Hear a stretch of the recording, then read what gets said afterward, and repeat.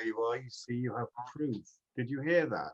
Mm. You hear this little voice now that scares the life out of me. But here we are. And Robin and Julie are sat outside. We are. We noticed. On the gin terrace. Very good. It's all splendid. And the rest, it's fairly straightforward and familiar backgrounds. We have Verity's cuckoo clock.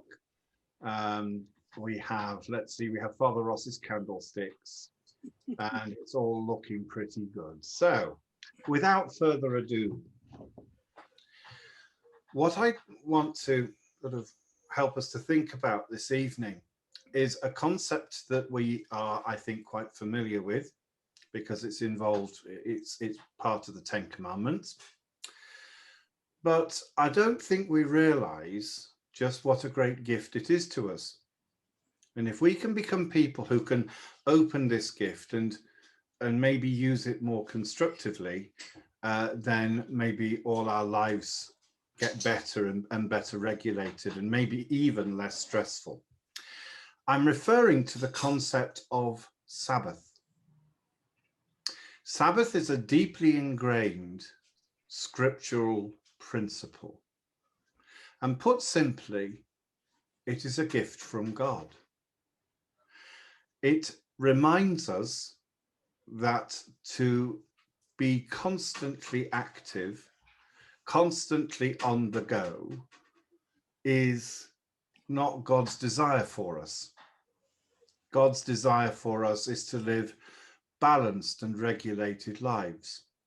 And I'm going to share my screen with you just to give you there's just a few thoughts that I want to put together and for us, and perhaps then we can, having gone through, you know, the basic scriptural kind of history of Sabbath, we can then look at how it maybe applies to us. The thing is, and the kind of rather often contradictory thing for people like us who are all busily engaged in the life of the church, is that the Sabbath can feel like anything but, because Sundays become very busy with organizing church activities, with organizing worship and so on and so on. And so it's no bad thing for us just to take a step back and to look at what perhaps God intends for us in the business of Sabbath and why it's so important, as the world just seems to get busier and busier and busier. One of the things about lockdown, I suspect, is that there was a certain amount of guilt involved because we weren't able to do the activities that we felt we ought to be doing. And rather than saying, well, here's a wonderful opportunity for rest and recreation, let's take it. Let's use the opportunity to actually have some divinely inspired downtime. So anyway, here's just a few thoughts about the notion of Sabbath and what it means to us. First of all, we go back to the book Genesis, to the end of the first creation account, which finishes at the beginning of chapter 2. And we've had, as you'll remember, this procession of elements of creation, one day, one eon after the next. And then after 6 days, the heavens and the earth were finished and all their multitude. And on the seventh day, God finished the work that he had done, and he rested on the seventh day from all the work that he had done. So God blessed the seventh day and hallowed it, made it holy, because on it God rested from all the work that he had done in creation. So after he has created all that is, God rests. Unlike my dog, who has decided that it's time to bark. Later on, excuse me, I'm just going to shut the door.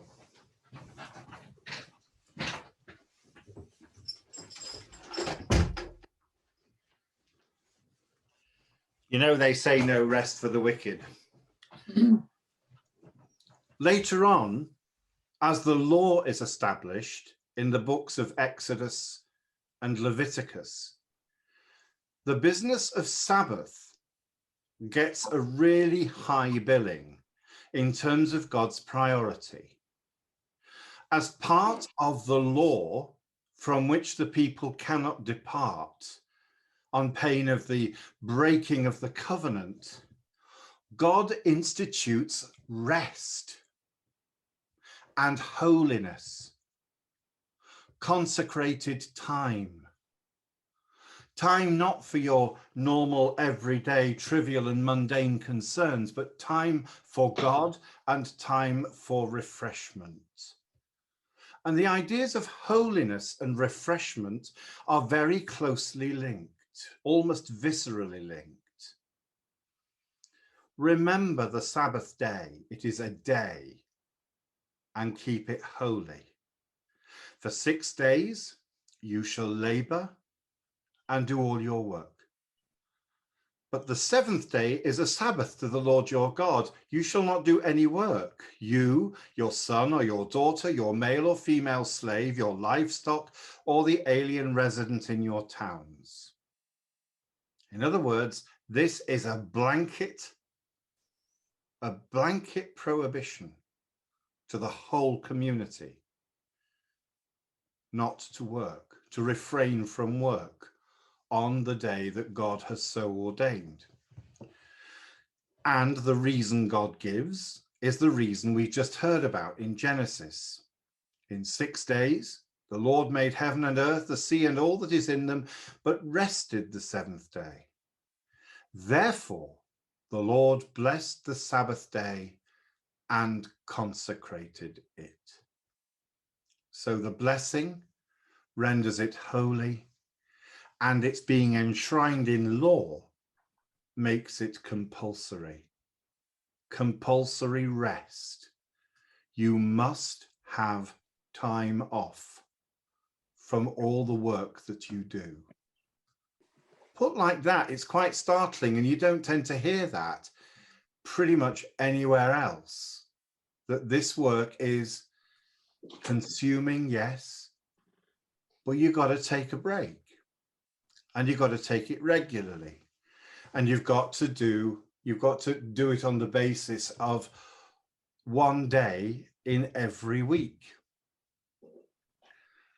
I wonder, looking at our lives, how many of us can say that we truly take that Sabbath rest, that one day, when we put aside trivial concerns and focus on holiness, on rest, and on refreshment.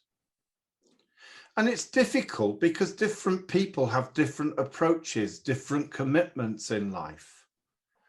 And as you know, this all grew literally out of an agrarian economy, out of a farming economy. The first thing a farmer will tell you is that you can't leave livestock. You can't leave livestock for a whole day. You must, if you have animals that need to be milked, you have to milk them every day. If you have crops, perhaps they might need to be tended if they're not going to go off. There are all sorts of but what if questions which Sabbath raises up. Do we take a Sabbath from serving the poor? Do we take a Sabbath from acts of charity? It's a little bit like the thing about what do you give up for Lent, and coming up with all sorts of things you don't like in order to, you know, give up something that's entirely unpalatable. And, you know, like me giving up Brussels sprouts, it's a bit like that. It's equally stupid. But the question is still front and center in the law. We must find the spaces for holiness, for recreation.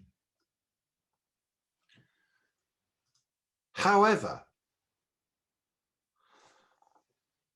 once this law was enshrined, written down the Mosaic law which God had given to Moses. Once that was written down, it became, in the hands of people like the Pharisees, really closely observed and literally enshrined. So, if you didn't put all your stuff down at the beginning of the Sabbath and leave it there until the Sabbath had ended, you were deemed to be profaning the Sabbath. Lifting a finger would have been forbidden. Even lifting a finger to help someone.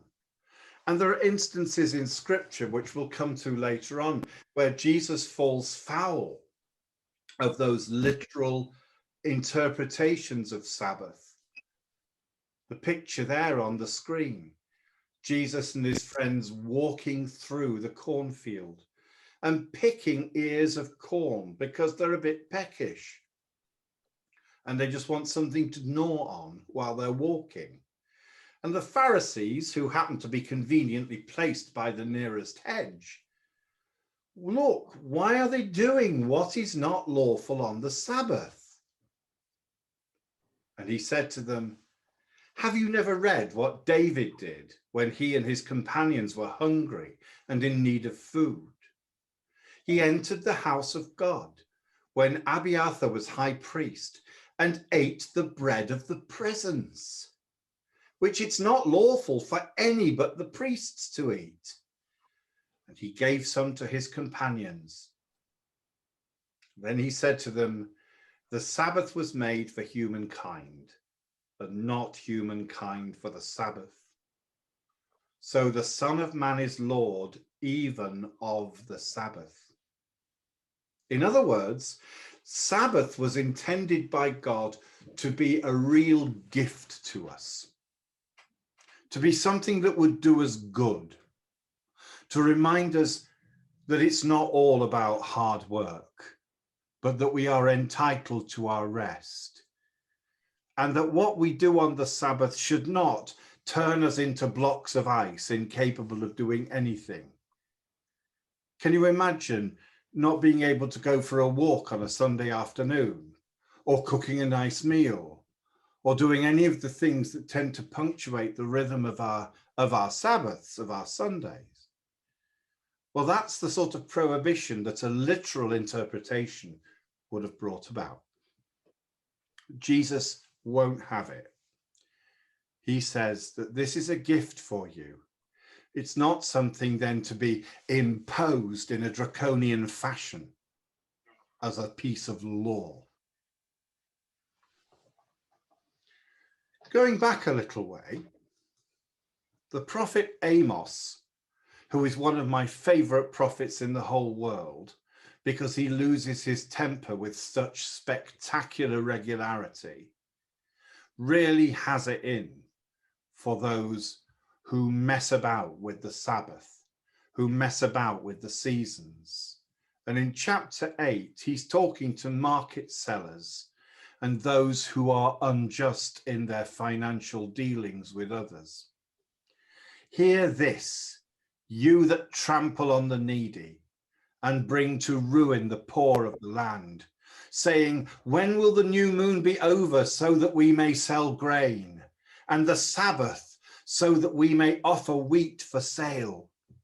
We will make the ephah small and the shekel great, and practice deceit with false balances, buying the poor for silver and the needy for a pair of sandals, and selling the sweepings of the wheat.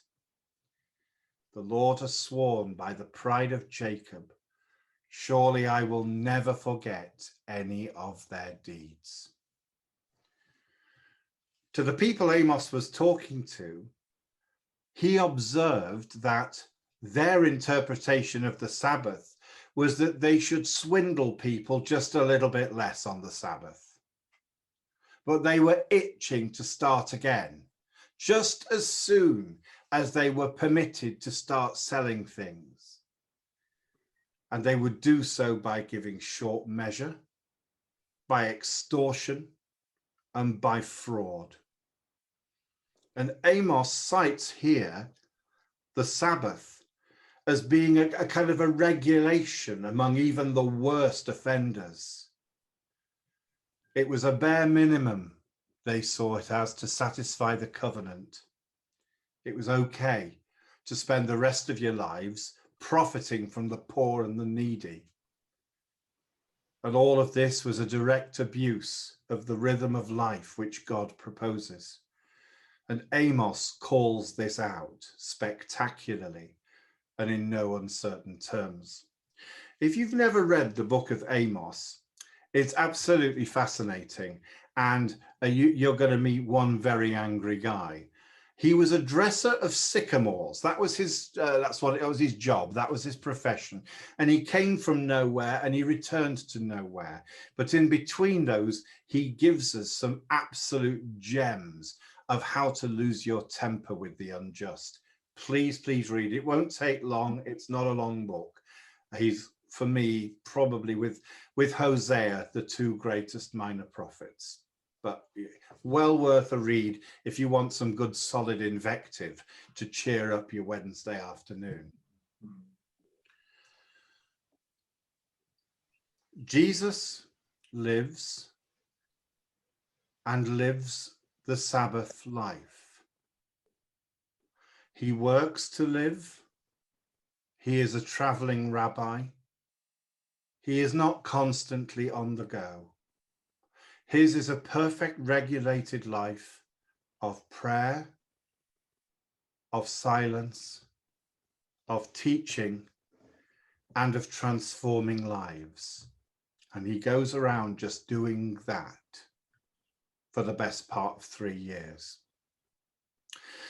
And his death and resurrection brings about an important change in our understanding of Sabbath. And it may be that you've never encountered this idea before, but just go with it for the moment. Jesus rises on the first day of the week. See John 21. Early in the morning on the first day of the week, while it was still dark. That's when the women went back to the tomb. But Jesus isn't there. The stone has been rolled away, and there's no sign of him. And that day, the day of resurrection, has become the Sabbath for the followers of Jesus. If you are foolish enough to put into a computer search engine first day or seventh day Sabbath ? You will find that there is a lot of very entertaining disagreement on this subject between Christian and non-Christian churches.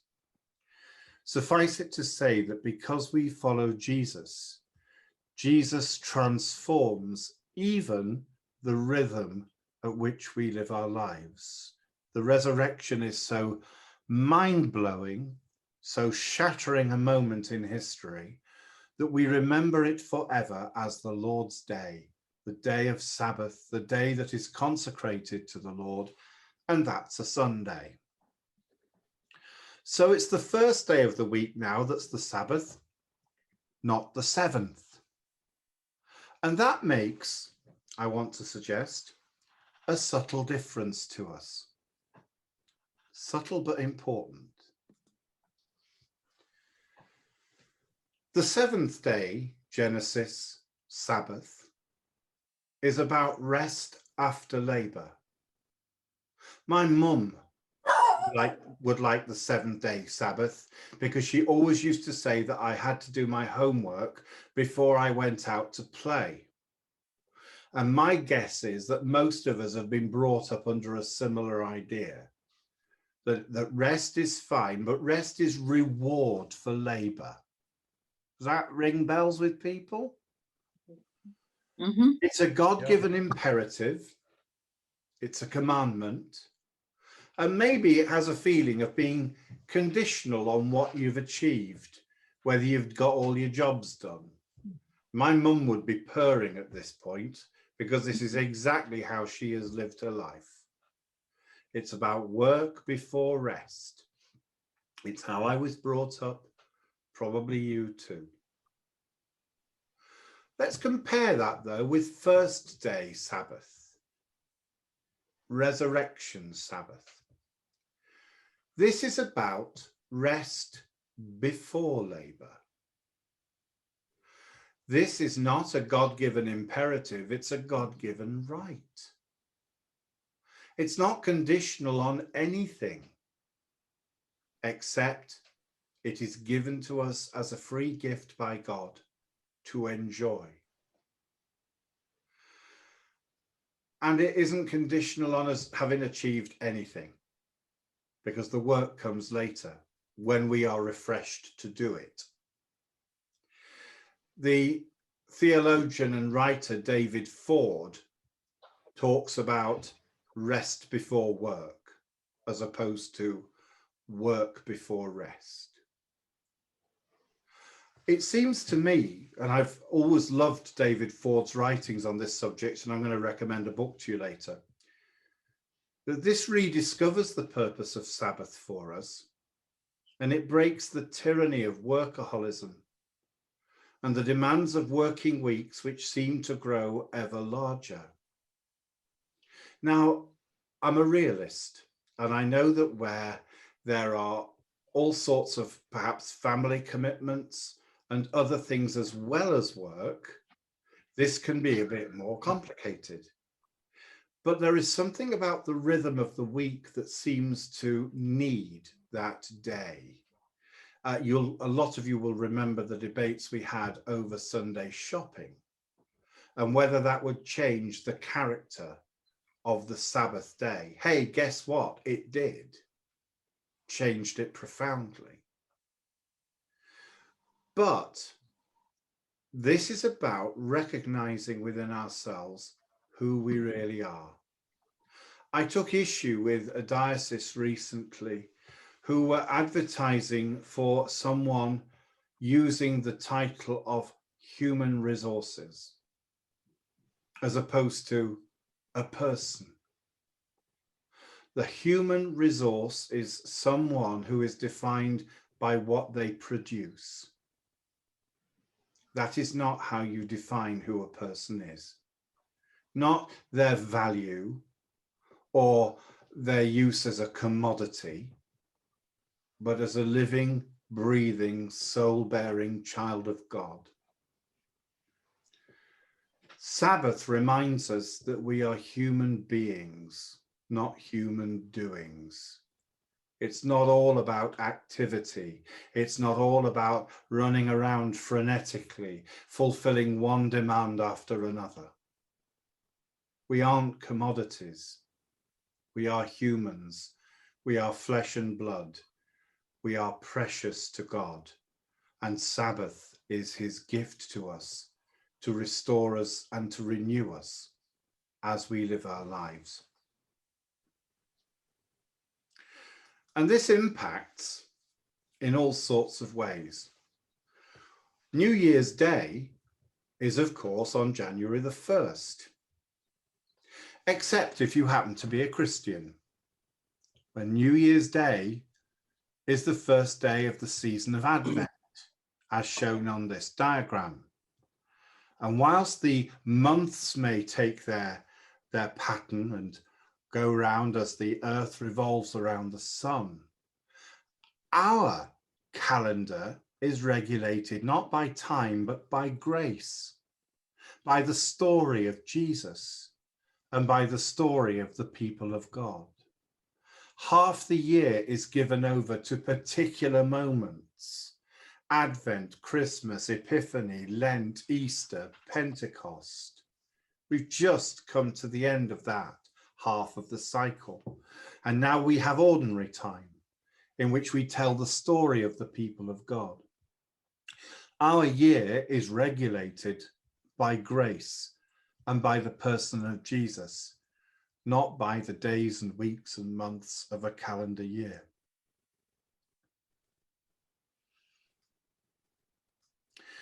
Excellent book by a man called David Ford, who I mentioned. It's getting on a bit now, this book. And it contains both some beautiful Celtic poetry, but also some astonishing thinking about how, as a Christian, we shape our lives in order to be joyfully obedient to God's will, yet also survive in this world, which is moving at an ever faster and more frenetic rate. And in it, David Ford quotes from the poem Milton by William Blake. And it's a very beautiful piece of writing. There is a moment in each day that Satan cannot find, nor can his watch fiends find it. But the industrious find this moment, and it multiply, and when it is once found, it renovates every moment of the day, if rightly placed.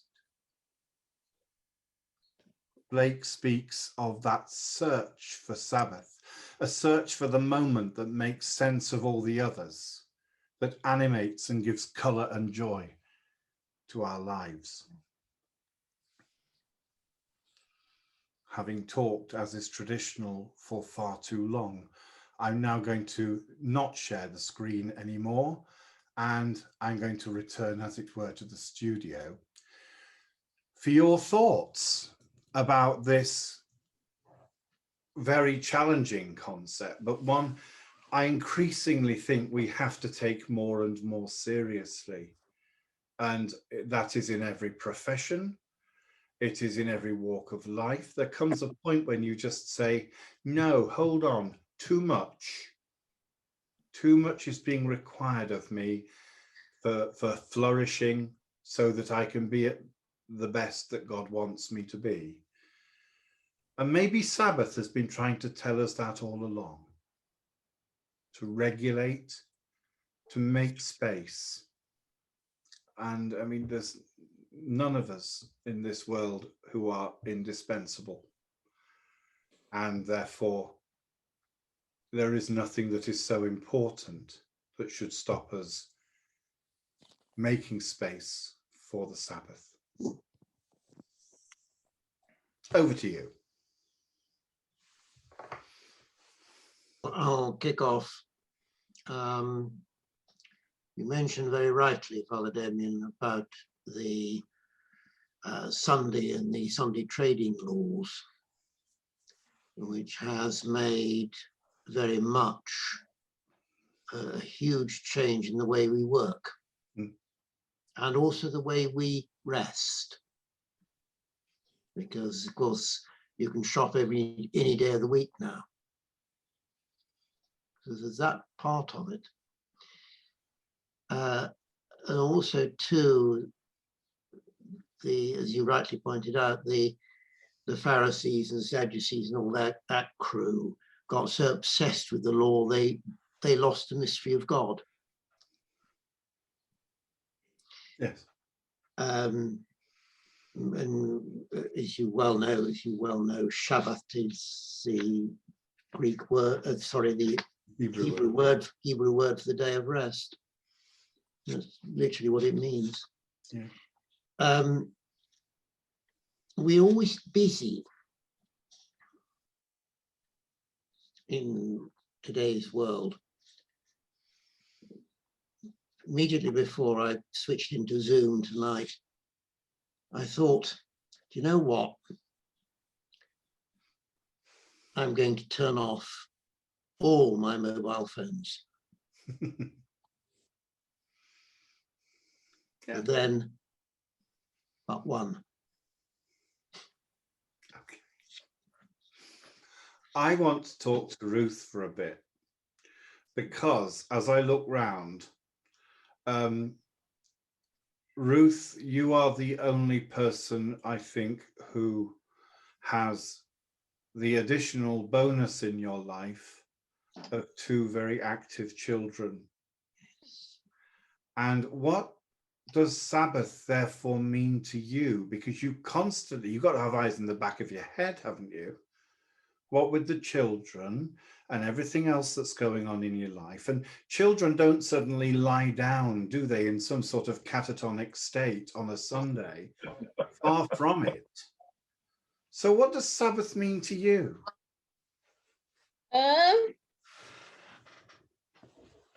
don't really know, because as you fully well know, when we were trying to sort out the day to do the children's Zoom, Yeah, I'm just busy all the time. that's exactly what I'm referring to. You're bombed out with children's activities, and that presumably doesn't stop on a Sunday. And you come to mass, but there must be more to the day than that. There must be other things that you're doing.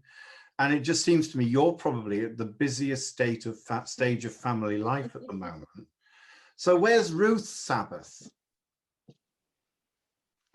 Probably when I go over to mum's and dad's, because it gives me a bit of a break.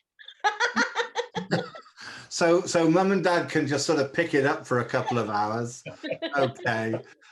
No, but we need that. We need the space. However little or however much it is, we all need the space to have that rest and refreshment. Otherwise, we'll just go mad. And God knows this. To be blunt, though, isn't that why the church is empty? Relatively. Mm-hmm. I mean, thinking back to my childhood, which was, the end of the Second World War and moving on from that. And I remember as a child, I mean, the churches were full. And life has changed over the years. It has. And I mean, certainly I noticed as a choir boy at the time, I don't know how remember the exact year, but when television started to sort of come in, and the Forsyth Saga, that was a big change. That was Forsyth Saga did for Evensong, they say. Well, that's right, and it seemed to do so, and people, and okay, they didn't feel perhaps that the war was won. They didn't perhaps need to go and pray that they needed to win the war because it was done, or even to give thanks beyond a certain point. So everyone started to get on with their lives, and there wasn't the need to go to, or the feel of the need to go to church, as much as there might have been a few years earlier. And people then had cars, and people found other things to do. Yes. So in fact, not only was Evensong missing, then you needed to go out on Sundays for rest and recreation as well. So whereas, and I look back over the last week or two and seen photographs of Sunday schools, even going back to when I was a child, and the whole street went to Sunday school. Not necessarily to the same church as me, but looking at the photos of the chapels and the places around me, they were full. People they actually sent the kids to church to get them out of the way, a lot of them. Oh, Sunday school was notorious for being a time when children were conceived. Well, yes, that's right, I suppose. I never thought of that. He sent the children to church. It was the only time in the week that a couple might have any privacy. Yeah, I'm told, allegedly. So by the time we get to the Sunday trading laws, that's just a drift in the. Oh, absolutely. In the same direction. Absolutely right. And of course, what is on offer as far as Sabbath is concerned is a lot more varied now. In the time you were growing up, the church was pretty much all there was. It was the center of everybody's life. And everybody went, or it seemed like everybody went. And if not to go to church was the exception. But we've rehearsed many other times before the gradual kind of slide, and it doesn't feel quite so gradual anymore, but the slide in terms of church attendance, but also the change from church attendance being something of social obligation to being something of faith commitment. And the congregations we have now are committed. They are faithful. They are devout. I certainly don't think that's true of our three congregations. I very nearly said to the St. Martin's folk when we restarted on Sunday, I nearly said I could shoot you all and you'd still come to church, because they do. There's not many of them, but they come every. You could hold a mass at 3 o'clock in the morning and they'd be there. I haven't tested that theory out yet, but you know, one of these days. But the days when, and I grew up at a time when church attendance was much stronger than it is now. But what's happened? We've started having wall-to-wall football matches on television on a Sunday. There are now 200, as opposed to just having 2 channels of rubbish when I was growing up. We now have 200 channels of rubbish to choose from.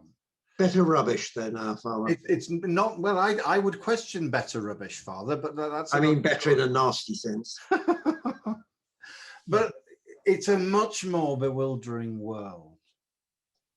And above all, I think the thing I fear when I look at the world of work is the way in which we are, or human beings are, commoditized. And I even see it in the church. When I had to take a dean of a cathedral to task for referring to something as human resources, he said, that's the language we've been told to use. And I said, but it's very dehumanizing. You're not appointing a human resource, you're appointing a human being. I mean, Sam, you've just stepped back from, full-time work. Does any of this ring true with you? Yes, and I've got great plans for my 2 days a week off, that I was going to be, trying to rest and recuperate and do, kind of look after myself a bit better on those 2 days in preparation for the work. But I'm probably just as busy on those days now, just doing stuff around. I suppose it's stuff for myself, so it doesn't feel as arduous as paid employment. But it's we're just in that mentality, or I am anyway. So it's just, there's always something to do. I can't sort of sit around if the house is a little bit untidy. You have to tidy up first, and then you can have a rest. So that's the sort of training that I had growing up, and it's quite hard to shake it off. Yeah. Robin and Julie, we discovered earlier that Ruth's idea of Sabbath is palming the kids off on you so that she can have a sit down and a brew. Does that feel like Sabbath to you because you have this wonderful quality time with grandchildren? or is it a little more stressful than that? Can I just... You can change names to protect the innocent. I was going to say, I'll just warn you, Zoe's still in the room. I know. I would say it varies from week to week.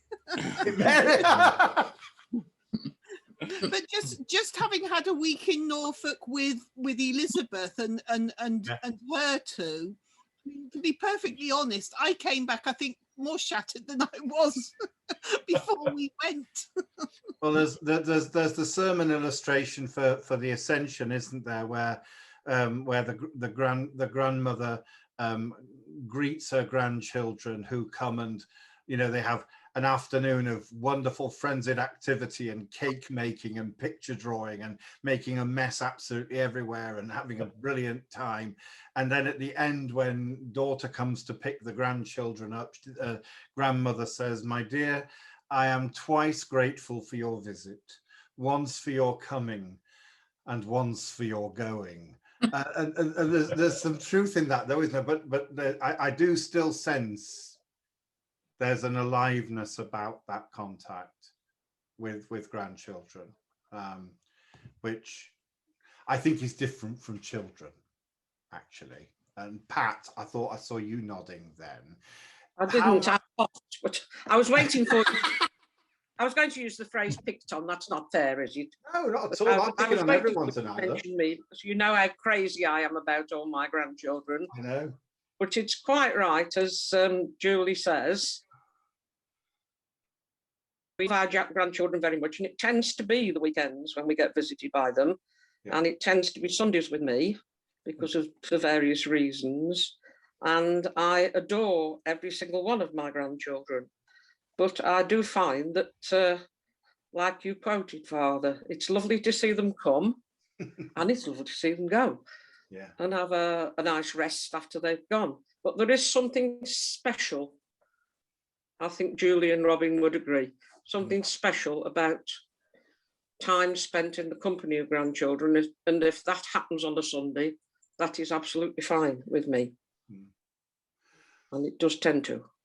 I mean, I would also say, looking back, part of our Sabbath, whatever you wish to call it, was that actual family time when there weren't the pressures of doing other things. I mean, all right, some weeks, you know, you only needed someone to have a strop and it was awful. But to have that time together as a family, I think can be lovely and very rewarding. Yeah. Very, very special. Beryl, your family are sort of scattered to the four winds, really, aren't they? Like ours are. What part does family play in your Sabbath as someone who lives on their own?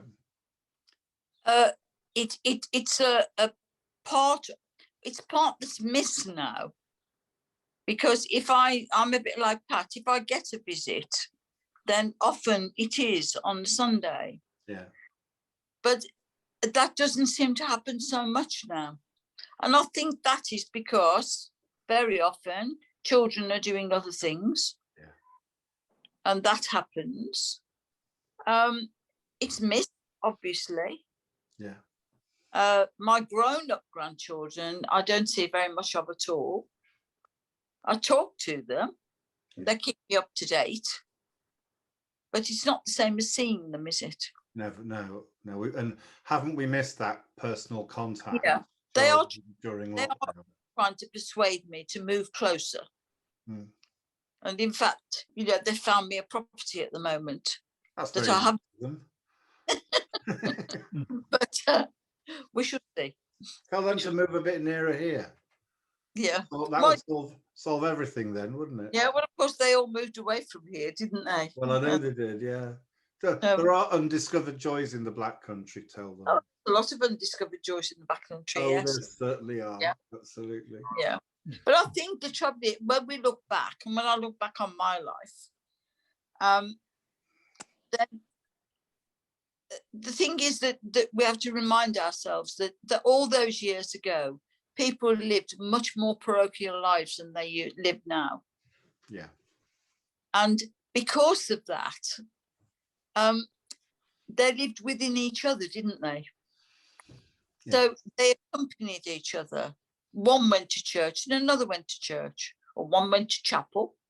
Yeah. And well, we'll see. And it was a social time, really, because there was people used it as a social time. That's right. And that was as well a time of rest in many ways, because there was working hours were very long. Often they were very hard. And I think that Sundays became then, didn't it? It was a time when people did meet up, and that hasn't changed that much.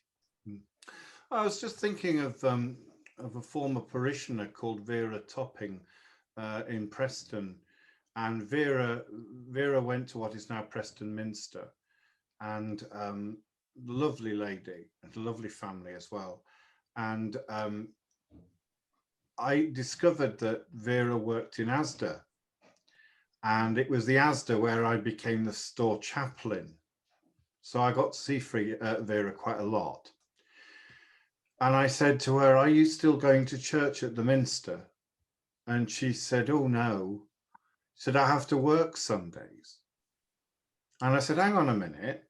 We were told that there would be an exemption for anybody who didn't want to work on a Sunday. That was enshrined in law." And she said, "Yeah, it's enshrined in law. And the boss said to me that if I don't want to work on a Sunday, there's a queue of people waiting for my job." And that's part of the problem. The pressure placed on people to be able to observe the Sabbath. Vera couldn't afford to stop work, but that's what it would have meant. And I was trying to say to her, well, look, you might have to work on a Sunday, but there must be other spaces in the week. There must be still the space for this Sabbath, because without it, you just work till you drop. And that's not what God had in mind for you when he created you. There's meant to be time for family. There's meant to be time for you. You know, it's the old L'Oreal advert, because you're worth it. God thinks you're worth it. Otherwise, he wouldn't have given you the Sabbath in the first place. And there is this sense of a creeping, you know, the walls coming together like one of those old Batman films, you know, when you're getting squashed closer and closer together, because the demands on you as a working person are ever greater. And this has been going on. Go on. Well, this has been going on for years, hasn't it? And Yeah. I mean, at the present manifestation is this fire and rehire thing. Yeah. Okay. Where you know, the controversy around that is it's very much a case of work coming to dominate people's lives, and that is much of that is actually around trying to make weekends ordinary working days. That's right. No overtime, no nothing. No. And the shape of the traditional working week has gone. Yeah. It has been supplanted by, there is, you know, the Amos thing almost, where you say, well, no, there doesn't need to be any break. Yeah, we make more money if shops are open, if factories are producing, if information services are running, if financial services are running, and there isn't a weekend break in these things anymore. Football gets played on Good Friday and Christmas Day. I mean, the fact that I could never have envisaged, I think, at the time when I was active in trade unionism, the day coming where people would be having to fight for a right to turn off their mobile phone. Yeah. And not answer calls. So, because you are consistently available. Yeah. Yeah. There are some countries, I think France is one, that have written this into law, that there is a right to make yourself not available by telephone or whatever. But people are undergoing constant barrage of telephone calls, emails, texts, and so on, at any time of day or night from their employer. Yeah. I mean, this again is one of the things that's biting into the idea of Sabbath. Yes, it is. Very much so. And so perhaps one of our tasks as a church is, how do we, first of all, convince people of the rightness of Sabbath? And I'm not just talking about people who are part of church congregations. I'm talking about people who work hard, and they work hard because they want to get on, but also because they have family commitments and mortgages and all that stuff. But that in order to flourish more and to be better people, there needs to be rest. You know, this is the burnout generation, the generation that doesn't look to rhythm, the rhythm of life. It's just constant, frenetic, disorganized, on the go. And we are at a place now. I mean, I still go back to one of my favorite films of all time, which is Fritz Lang's Metropolis, which was made in 1920 and describes a society in which human beings have become working automata. Now, you probably think I need to get out more and see a bit more Disney, but it is one of the most breathtaking pieces of social commentary of the 20th century. And if you haven't seen it, I recommend it to you. It's the most atmospheric and terrifying film you'll probably ever see. But people had become solely about producing something, producing power, producing goods, producing society's infrastructure. And there was no rest from it. And they had just become regiments of automatons. And that's what happens without Sabbath, when we are simply viewed as valuable for what we produce rather than for who we are. And I believe it's clearly God's intention in giving us the Sabbath so early on and enshrining it in law, and Jesus using it to show us the true spirit of Sabbath, that actually this matters to God, that this matters to God, and therefore it should matter to God's people, not just for God's people themselves, but for the whole world in which we're living. There are billions of people who have no concept of Sabbath because they are simply trying to keep it together. And that's a 24/7 occupation. When you got to walk for 10 hours to get clean water, you got to do that every day. There's no let up. You need water like you need air. And for a great many people, the idea of taking a day off would be just ridiculous and unthinkable. So how do you promote the idea of creating an environment where people are able to take time off, where it's not all about the bare essentials, but where there is a bit of quality of life that enables people to be able to sit back and be still? Yes. Can I add something to what you're saying, Father? Because I think life has changed, and the best we can do these days is think, well, we create our own Sabbaths, because it won't always be Sundays. And I think the other thing is to think the good old days weren't good old days at all. No. They might have been for those that had servants and perhaps had to make their own tea on a Sunday because the servants weren't working. Spare the servants. But I say the other thing is an awful lot of what happened on the Sabbath was control. My mother relates how she was not allowed to play on a Sabbath. Yeah. Because her grandmother, whom they went to see on a Sunday, and grandfather were chapel. Yeah. And play was work. So the best they could do was sit quietly and read a book. And that goes back to the literalism of Pharisees, doesn't it? To that sort of, no, I can't lift a finger to look after my parents on the Sabbath because that's against God's law. Well, actually, no, it isn't, because it is a work of mercy and compassion, as opposed to whatever the blazes it is you do on the other 6 days a week. But we get into that mindset of saying that this is about any meaningful activity. And it simply can't be so, because that dehumanizes us even faster than just working.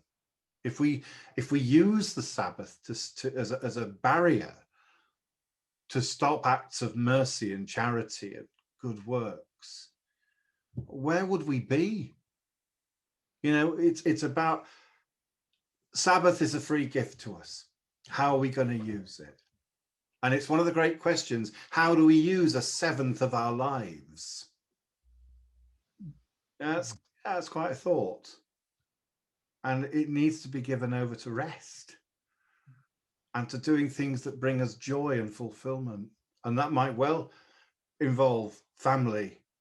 It might well involve taking time out to look after the people that you love. But that's fine. It's just making the spaces to enable that to happen. And you're absolutely right.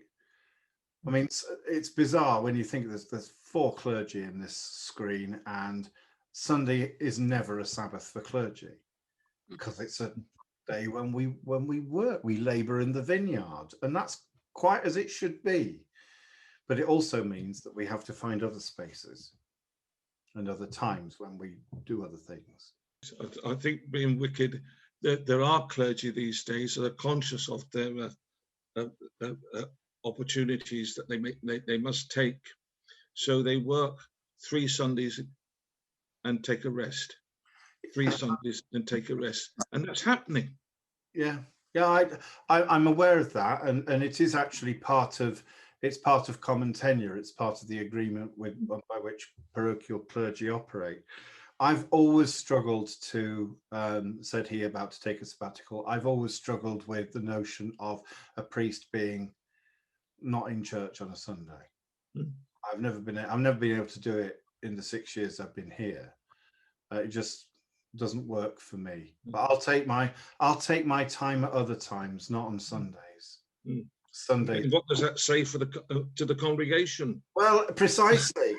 It's absolutely axiomatic. I mean, if I can't be bothered to turn up, then what's that saying to everybody else? We were complaining. My father. So there we are. It's complicated, and it's complicated because the world now has made it complicated for us. But think creatively, in conclusion, think creatively about this question, because it is a God-given gift to each and every one of us in our very varied circumstances and situations.